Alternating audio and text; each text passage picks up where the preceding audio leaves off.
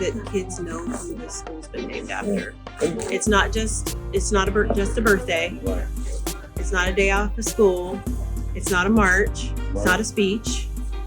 Demographics of this school, we have one of the highest percentages of African American students in the district. We have 27% African American and around 60% Hispanic.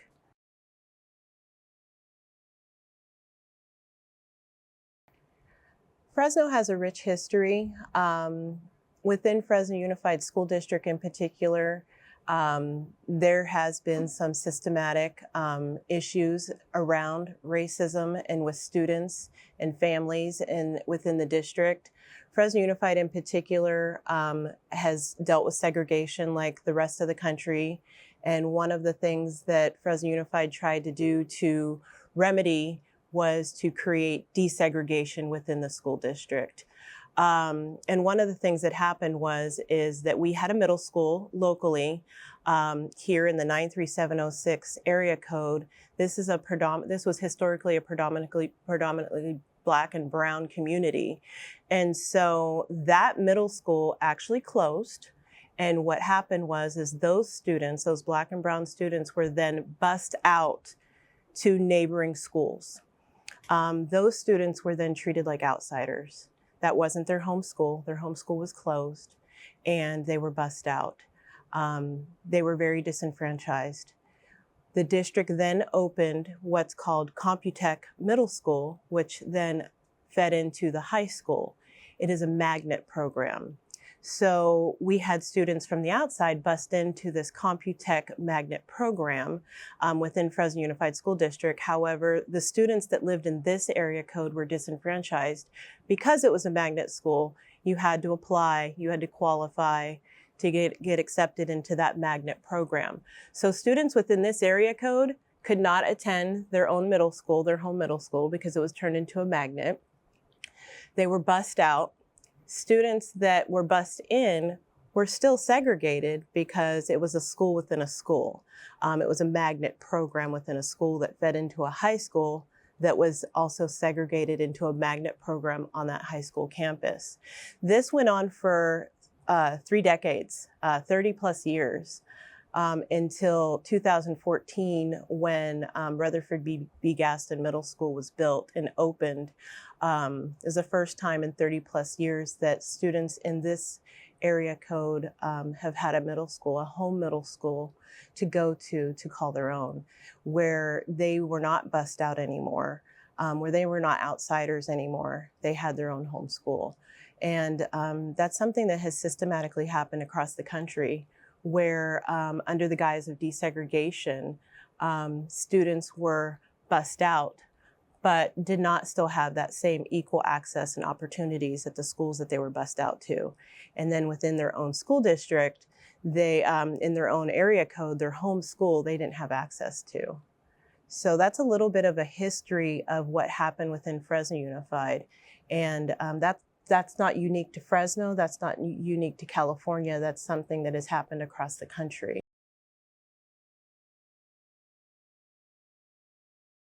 So my uncle Rutherford, he was in the military, and when he came back from the war, he decided that he was going to move to California. Our family's from Pennsylvania. He is the 12th brother of 13 brothers and sisters. Everybody else is still in the state of Pennsylvania. And he decided, I'm gonna go move to California. I wanna go to college. I don't want to work in the steel mills. My own grandfather worked in the steel mills. He came to California, went to California State University of Fresno, and he became a teacher. He was hired in Fresno Unified as a school teacher. And he was hired in 1953 as a 6th grade teacher. And then in 1963, he became the first African-American administrator within Fresno Unified School District. So when they did decide to build a middle school back in this area code, his name was one of the names that was recommended to be named as the middle school for this area. He did teach in this area. He was an administrator in this area. In fact, he opened up Bethune Elementary School, which is down the street. He worked during a time where There was segregation. He was a Black teacher, he was a Black administrator with predominantly Black and brown students at his school site, and he watched that transition into where he lost the Black teachers. He was one Black administrator in an entire district with a white staff. And so he lived through that, he experienced that. His work had been questioned as well. One year in particular, the state came in and made students retake a state test because they didn't believe that Black and brown students could test as well as they did under his leadership. In fact, when they took the test the second time, they did better. So when the state came in, the students actually did better. They performed, as we know our students can. Originally, I was not going to go into education. I wanted to be a civil rights attorney. My father is a teacher. My uncle was a teacher and a principal. I grew up around educators, which is unique for me in the African-American experience. Most African-American students don't have a Black teacher, that don't have a teacher that looks like them, let alone an administrator. But I grew up in a home where that was common and that was normal. So that was very unique for me. I really wanted to be the next Thurgood Marshall. I wanted to be a civil rights attorney and actually applied to go to law school. I had to do some volunteer work, and I actually had to do volunteer work here in Fresno Unified. And I did it here at King Elementary School 25 years ago. Under the leadership of Mr. Ali, the principal at the time. I did 80 hours of some work here at the school to get some work in for my college credits, and fell in love with working with kids, and decided to start substitute teaching, and turned it around. And I feel that the work that I'm doing with kids, the work that I'm doing as an administrator, I am advocating.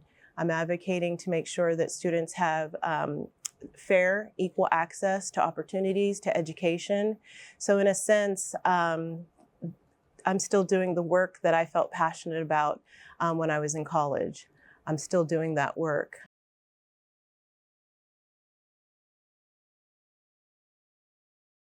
There's definitely a difference just because he's a Black male. I think the Black male administrator and teacher experience is much different than myself as a Black female.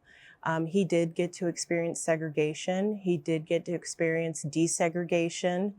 He was a trailblazer. I am standing on shoulders of people that paved a way. And so I think the experience is a bit different. However, because of the things that have been put in place systematically, I'm still experiencing some of the things that I'm sure he experienced, where my intelligence is questioned, where my choices are questioned, where my integrity is questioned. And I don't think that happens to all administrators, but definitely I know working with other Black administrators with the group that I work with, which is African American Principals United within Fresno Unified, I know that the Black male experience is much different. So I think the difference is that, time, he was a male, but definitely I'm reaping the benefits of him being a trailblazer.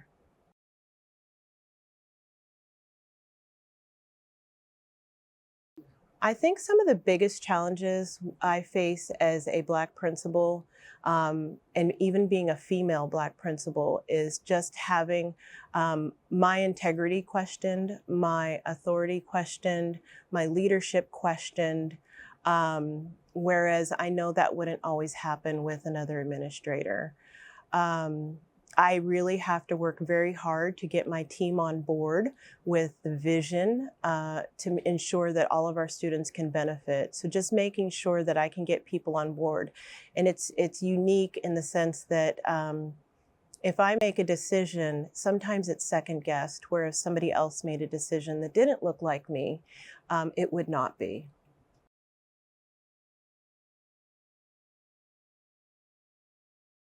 The greatest rewards is changing lives.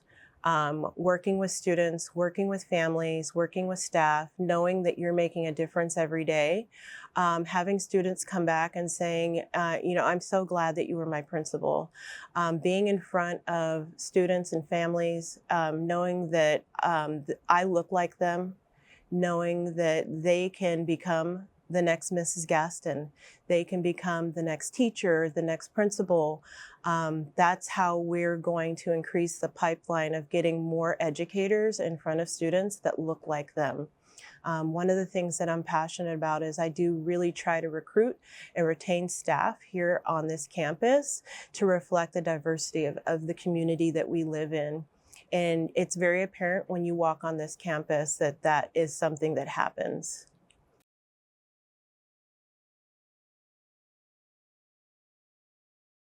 Currently, I enjoy mentoring the next generation. I mentor other teachers that are in leadership cohort.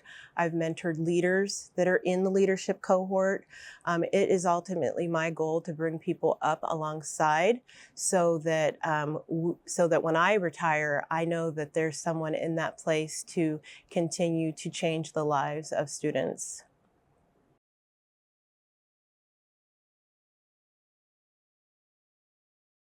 I think what I would want people to know about being a principal, Black principal, female principal, is that we're in this work because we love it. We're in this work because we're passionate about students. We're in this work because we're passionate about the community and the families that live in these communities, and that we love the students, family, community, and I think that would go for anybody that's in education.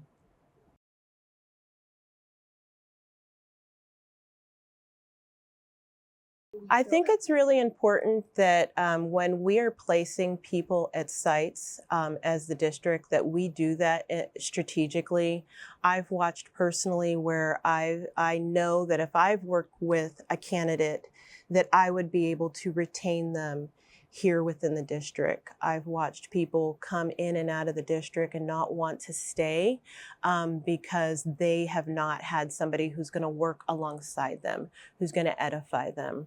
I have one teacher in particular that started here at King, and she was leveled out. And so what that means is we didn't have enough students for the amount of teachers we had within that ratio. She moved to another site.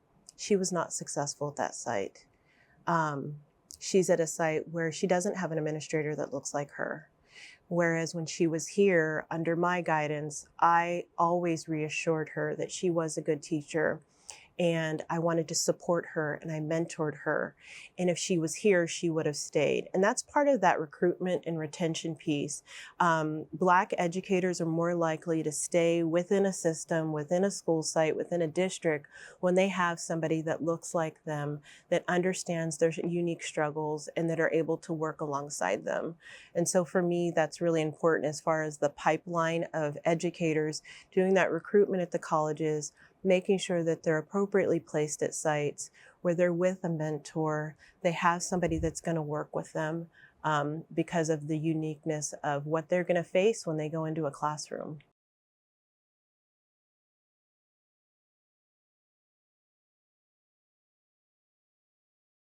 So we do have several affinity groups within the school district. Our men do belong to a group called MCEL, which is a national organization.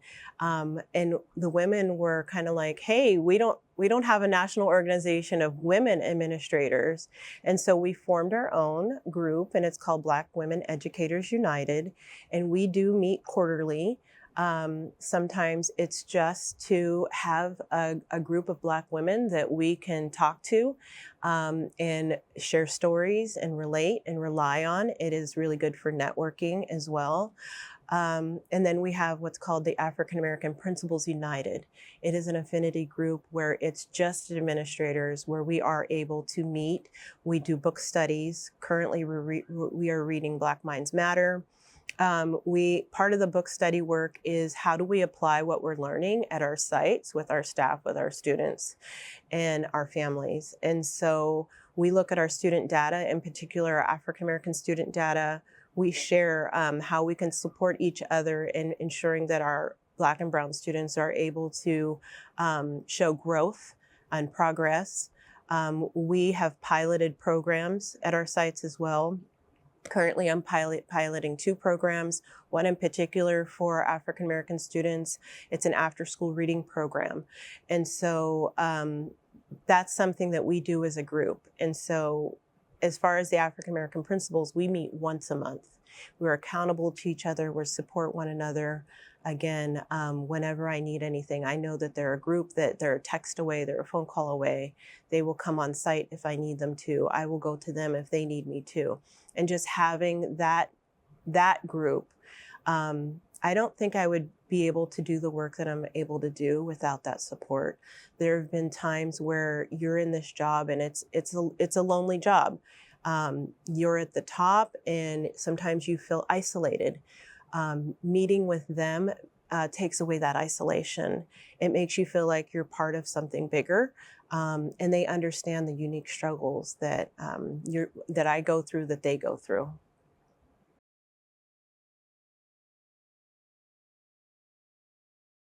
I think it's important to understand that we can't do this alone.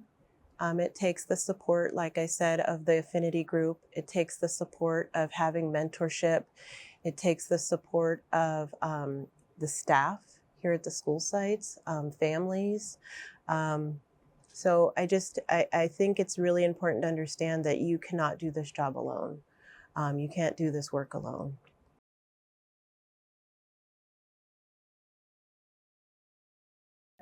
One of the things we look at is I just really want to ensure that that my adult population, the staff that we have, is representative of the demographic of students we have. It's really important to have adults in front of students that look like them.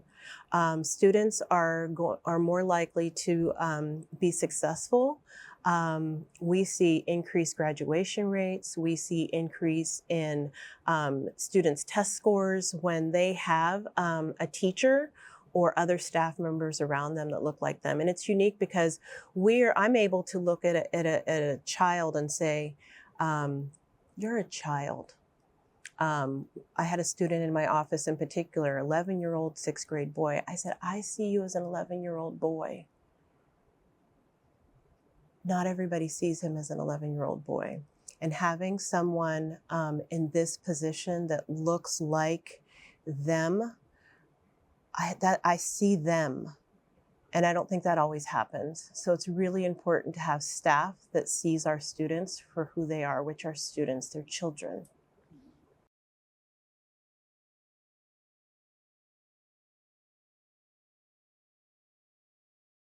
We have an HBCU connection here within our district as well.